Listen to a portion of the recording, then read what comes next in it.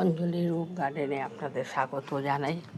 এই দেখেন নিজের থেকে এই ফুলগুলো তুলে নিয়ে এলাম আপনার কাঞ্চন ফুল। হ্যাঁ, তারপর এখানে তো আছে কটা কাঞ্চন ফুল, আর এই আপনার এই এক্ষুনি নাম মনে করি আবার ভুলে যাই, তো ভুলে যাচ্ছে না, বলা মন হয়ে গেছে, মানে কী আর বলি। এবার এই কটা ফুলগুলো নিয়ে এসে তুললাম। আগে তো ফুলের দিকেই তাকাই, আর কিছু দেখি না দেখি, হ্যাঁ ফুলের দিকেই দেখি। আর তারপরে দেখেন ডাঁটাগুলো সব তুলে নিয়েছি। আপনাদের দেখালাম না, বিকালবেলা যে তুললাম। এই দেখেন আবার যে বীজগুলো দিয়েছি, দেখেন বীজগুলো কী সুন্দর গাছ গজাচ্ছে। আর এখানেও দেখেন না কটা শশার গাছগুলো কি হয়েছে বলেন তো, ফুল হচ্ছে কিন্তু ফল হচ্ছে না। গাছগুলো কেটে দেওয়ার পরে এখানেও শশা গাছ আরেকটা আছে, এদিকেও আছে। তারপরে এই যে দেখেন না বীজ ফেলেছে, এই যে দেখলাম গাছগুলো উঠেছে দুটো।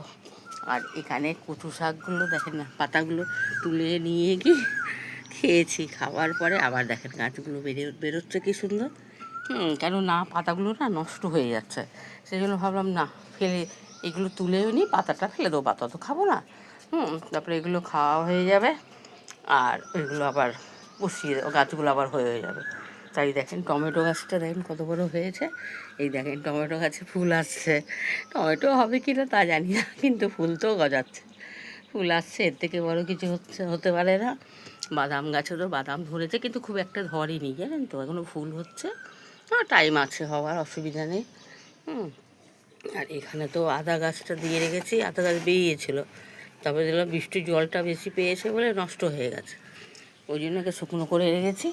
আর এখানে তো আপনার আছে এই যে দেখেন আদা, এই যে আদার গাছটাই দেখেন, আদার গাছগুলো কি সুন্দর বেরোচ্ছে। আর এখানে তো হলুদ গাছ, খুব ভালো, হলুদ গাছকে কিচ্ছু করতে হয় না, নিজের মতন নিজে ঠিক হয়ে যায় জানেন তো, কোনো কষ্ট নেই। আদা গাছে তাও বেরোতেও সময় লাগে, কিন্তু হলুদ গাছ নিজের মতো নিজে টাইম দেখেই সে ঠিক বেড়ে যায় জানেন তো, এটাই হলো শান্তি আমাদের।